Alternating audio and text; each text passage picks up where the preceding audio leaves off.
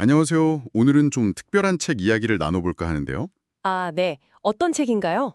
27년간 매일 죽음을 마주한 법의학자시죠. 유성호 교수님의 신작 법의학자 유성호의 유언노트입니다. 아, 그 책. 저도 관심 있게 봤습니다. 네, 저희가 교보문고 도서 정보랑 또 저자분 유튜브 인터뷰 내용을 좀 바탕으로 해서 이 책이 우리 삶에 어떤 질문을 던지는지 깊이 파헤쳐 보려고 합니다. 좋습니다.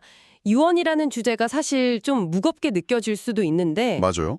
보통 유언하면 정말 삶의 마지막 순간 그런 걸 떠올리잖아요. 그렇죠. 근데 저자는 오히려 이걸 후회 없이 살기 위한 안내서라고 표현하더라고요. 죽음을 통해 삶을 더 선명하게 본다는 거죠. 상당히 역설적이면서도, 일리가 있는 말 같아요. 그렇죠. 그래서 여러분은 유언하면 어떤 느낌이 드시는지, 또 이 책이 그 생각을 어떻게 바꿀 수 있을지 한번 같이 탐구해보면 좋겠습니다. 네, 핵심은 결국 죽음을 그냥 외면할 게 아니라, 삶의 어떤 나침반 같은 걸로 삼아보자는 거겠죠? 맞아요. 3천 건 넘는 부검을 하셨다고 하니까 그 경험에서 나온 통찰일 텐데요. 그 긴 시간 동안 죽음을 마주하면서 저자가 발견한 게 결국엔 그 끝이 아니라 앞으로 살아갈 날들에 대한 성찰이었다는 점. 이게 중요해 보입니다. 그러니까 단순히 마지막 말을 남기는 행위가 아니라 나는 어떻게 살 것인가, 이걸 계속 묻는 과정이라는 거네요. 네, 그런 거죠. 매일 죽음을 보니까 오히려 삶의 가치가 더 절실하게 다가왔을 수도 있고요. 흥미로운 지점인데요. 책에서 그 죽음을 바라보는 여러 관점을 이야기하면서 프랑스 철학자 장켈레베비치를 인용하잖아요. 아, 네. 3인칭, 2인칭, 1인칭 죽음 이야기요. 네, 타인의 죽음, 그리고 사랑하는 사람의 죽음, 마지막으로 나의 죽음, 이 세 가지요. 특히 그 2인칭 죽음? 그러니까 사랑하는 이의 죽음이 주는 무게는 정말 다르다고 하죠. 저자 본인도 유튜브에서 어머니의 임종 과정을 담담하게 이야기하시더라고요. 그 슬픔 속에서도 뭐랄까 주저앉지 않고 나아가야 한다는 메시지죠. 맞아요. 그 구분이 중요한 게 타인의 죽음은 그냥 사건으로 지나갈 수 있지만 가까운 사람의 죽음은 우리 존재 자체를 흔들잖아요. 그렇죠. 그래서 혹시 지금 사랑하는 사람을 떠나보내고 힘든 시간을 보내는 분이 계시다면 이 책이 좀 위로가 될 수도 있겠다는 생각이 들었어요. 충분히 그럴 수 있을 것 같아요. 슬픔이 완전히 사라지진 않겠지만 그래도 그 슬픔을 안고 살아갈 힘을 어떻게 찾을 수 있을까?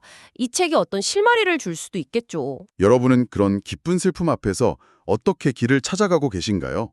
한 번쯤 돌아보게 되는 질문인 것 같아요. 네. 그리고 이런 성찰을 좀 더 구체적인 행동으로 옮기는 도구로 유언 노트를 제시하는 거고요. 아, 그 노트 저도 인상 깊게 봤어요. 나는 누구였고, 무엇을 사랑했고, 어떻게 살았나, 그리고 더 나아가서 남은 날은 무엇으로 채울 건가, 이런 질문들을 던지더라고요. 단순히 과거 회고가 아니라 미래를 설계하는 질문이기도 한 거네요. 네, 특히 초판 부록으로 나온 30일 유언 노트 있잖아요.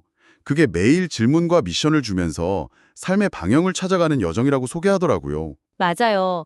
그 30일 동안의 기록이 어쩌면 자기 자신과의 가장 솔직한 대화가 될 수도 있겠죠. 한번 상상해 보세요.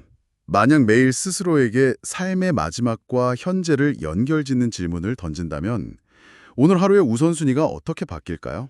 음, 뭔가 잊고 지냈던 중요한 가치나 아니면 누군가에게 꼭 전하고 싶었던 마음 같은 게 떠오를 수도 있을 것 같아요. 그렇죠. 그래서 혹시 삶의 의미를 좀 찾고 싶다거나 아니면 요즘 일상이 좀 무기력하게 느껴진다 이런 분들께는 이 노트가 좋은 자극이 될 수 있을 것 같습니다. 네, 분명 그럴 겁니다. 그리고 책이 이런 개인적인 성찰에서 그치지 않고 좀 더 넓은 사회적 질문으로 나아가잖아요. 아, 네. 그 연명의료 중단이나 존엄사, 또 의사 조력 사망 같은 주제들이요. 맞아요. 이게 용어들이 좀 헷갈릴 수 있는데 간단히 말하면 연명의료 중단은 무의미한 치료를 멈추는 거고 존엄사는 자연스러운 죽음을 받아들이는 것, 그리고 의사 조력 사망은 좀 더 적극적으로 의료진의 도움을 받는 선택이죠. 네, 특히 그 의사 조력 사망, 안락사라고도 불리는 것에 대해서 네덜란드나 스위스 같은 해외 사례를 들면서 굉장히 신중한 접근을 강조하더라고요. 유튜브 인터뷰에서도 그 부분을 지적했죠. 그냥 고통스러우니까 끝내자 이런 차원의 문제가 절대 아니라고요. 그렇죠. 각 나라마다 굉장히 엄격한 법적 윤리적 조건이 있고 그 배경에 깔린 사회적 합의나 딜레마를 이해하는 게 먼저라는 거죠. 네, 이제 고령화 사회인 우리나라도 사실 피할 수 없는 논쟁이잖아요. 맞습니다. 좋은 죽음이란 과연 무엇일까? 이 질문에 대해서 좀 더 깊이 생각해보고 싶거나 다양한 관점의 정보가 필요한 분들이라면 이 책이 좋은 시작점이 될 수 있을 것 같아요. 자, 그럼 정리를 좀 해보면요. 이 책, 법의학자 유성호의 유언 노트는 과연 어떤 분들에게 가장 깊은 울림을 줄 수 있을까요?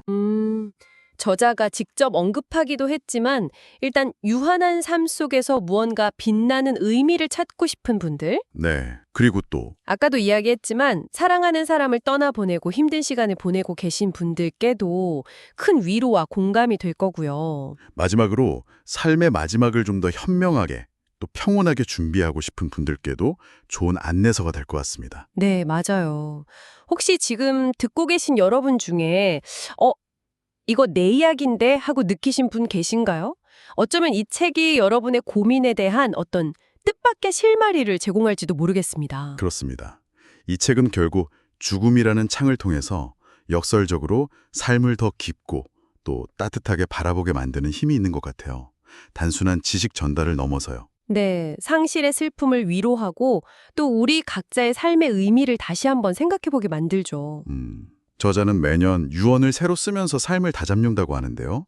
자, 오늘 저희 탐구를 마무리하면서 여러분께 이 질문을 한번 던져보고 싶습니다. 어떤 질문인가요? 만약 당신의 삶을 단 한 문장으로 요약해야 한다면 지금 어떤 문장을 쓰시겠어요?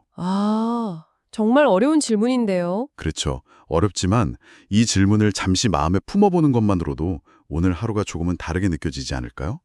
다음 탐구에서 더 흥미로운 이야기로 찾아뵙겠습니다. 네, 감사합니다.